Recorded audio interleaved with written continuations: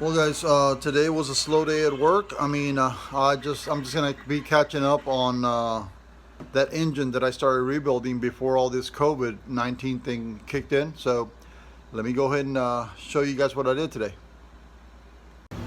Well, morning, guys. This morning we're back at work, back at the bus barn. This morning got a unit in that I actually built the engine on this one before all this COVID stuff. Now I just got to get started, so I left off. I'm going to go ahead and install that high pressure oil rail seals. Go ahead and slap it back on, make all the connections on the injector, stuff like that, and crank the sucker over. It should start, so we'll see in a bit. So let me go ahead and replace these O-ring seals.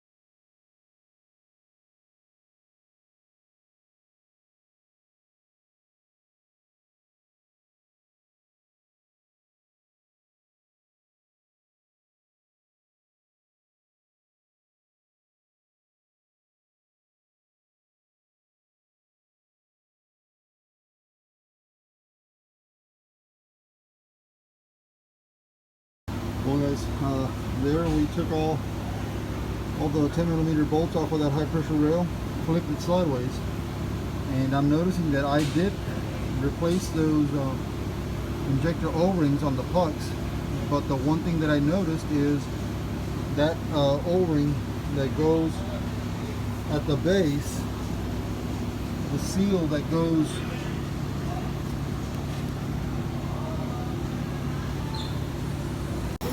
there you go, guys. That little seat right there, that's where the O-ring goes. It's missing, so I'm going to go ahead and install that little O-ring on the cylinder head right there. Flip this old high pressure oil rail over. The seal that goes on the cylinder head where this high pressure oil rail mounts to, that's the one that supplies that oil pressure to the rail, was missing. So I did put the puck seals on. I just forgot to put that O-ring on the cylinder head on, and that was a cause of this issue, or the no start. Let me go ahead and put that O-ring. Well, now we found that little problem, we're going to go ahead and address it, and I'm going to go ahead and adjust those rocker arms. I'm going to use a 0.25 little feeler gauge and adjust all those rockers, make sure that the clearance is correct in all of them. So let me go ahead and put that seal, push the thing over, get it bolted back on, and check the adjustment on all those little rocker arms.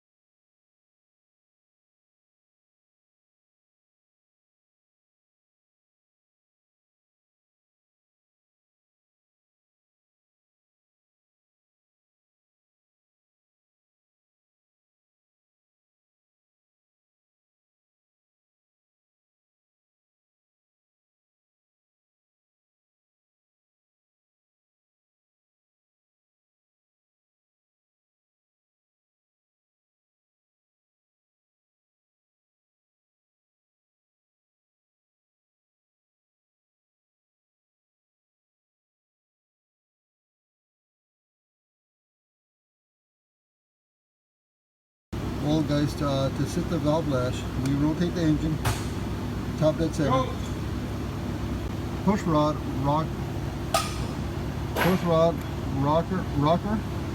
and then this is your 5mm Allen with a 15mm nut. You loosen the nut. This is how you adjust. Counterclockwise loosens the rocker arm. Clockwise it tightens it up. At the front of the rocker you have a little pivoting little head, and then you have a little bridge that connects both valves together. Well, you put that feeder gauge between that little bridge and that little pivoting head. You put that little 0.25 in there, and then you tighten this until it's snug. Tighten up the 50mm wrench and pull your feeder gauge out. That's going to give you a 0.25 clearance. It's going to give you a small little, it's going to fit a little loose. That's how much clearance you need for that oil to be able to lubricate all these little parts. So it's going to be very hard for me to show you, but let me try. Well guys, what we did here is this is loose. You get the 0.25 feeder gauge in between that little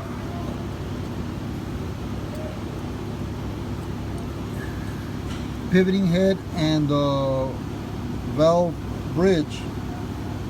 You tighten this back up, snug it up, and then you grab your 50mm wrench and you tighten up that that little locking nut.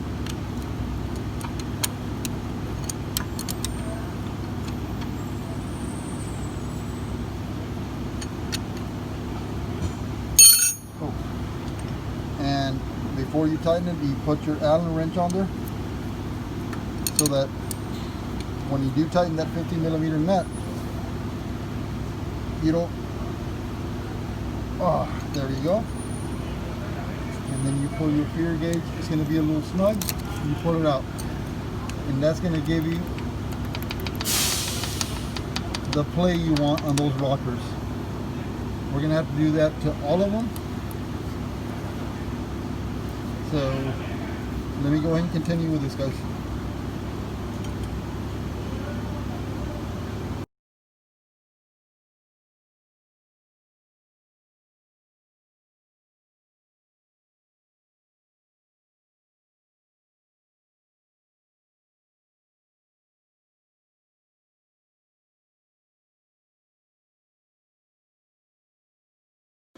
Well guys, we got the rockers all checked and adjusted to 25.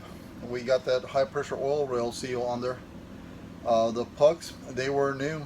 I guess I messed up. I forgot to put that little oil rail seal on that head, so a whole bunch of oil pressure was leaking out of that and it was causing issues. So let me go ahead and try and crank the sucker over, and hopefully everything's okay. If everything runs fine, I'll go ahead and finish it off by putting that valve cover gasket and valve cover on there and connecting all those little air hoses and stuff like that, and this sucker should be done. So let me go ahead and crank it over, see what it does. Well guys, it might get a little noisy, so let me go ahead and give it a try.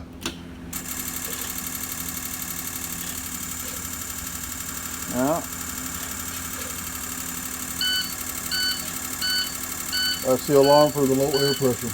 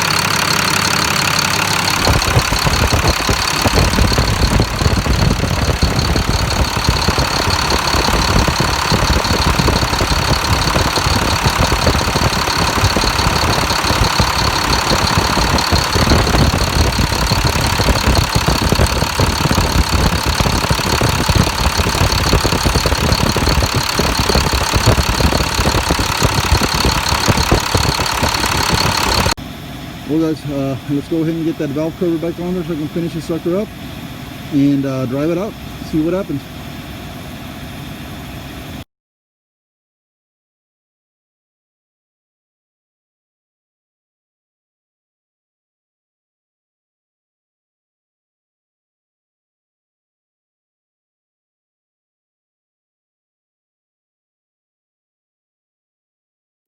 Well, as you guys can see, got that valve cover gasket back on. All I gotta do is tighten these. I already got the bolts on the outside tightened. I gotta get these three tightened up. I can go ahead and start this engine up, let it run longer, because the oil's not going to be leaking out of it. So my plan is to get this thing all bolted up, all put together, start it up for 20-30 minutes inside the shop. Once I got the 20-30 minutes, no apparent leaks or nothing like that, I'll go ahead and roll it out of the shop. I'm not going to give it to the driver yet. I have to continually monitor this unit for at least, I'm going to say a week, guys. Come in, start it up, let it run for a little while, work on something else, so on and so forth, until I'm somewhat sure of no leak, stuff like that, before I give it to the driver. If you can see, I know it's been a while, but this is the one that I rebuilt. I did the liners, pistons, all that good stuff. Basically, when we do an in-frame, meter and block, new. That's for the dozer injector. Clean out the dozer injector, replace the EGR cooler, replace the engine oil cooler, stuff like that. Got all that new, and well, like I said, I mean, this is a fresh rebuilt in-frame. We still don't know how it's going to function, but I will periodically check on this one for a week before I actually give it to the driver. Let me go ahead and continue assembling this sucker up, guys, and I'll show you once I get it all up and running and drive it out. Well guys, like I said, I mean, the rest, I got to get this breather tube that goes from the filter all the way across the engine to this side. I got to get these hoses attached. I got to get that bracket bolted in the front so that this tube can actually attach to, stuff like that. Just a whole bunch of small little stuff. Get a radiator cap for this sucker, and well, start it up and drive it out. So let me go ahead and start getting all this little junk on there and finish it up.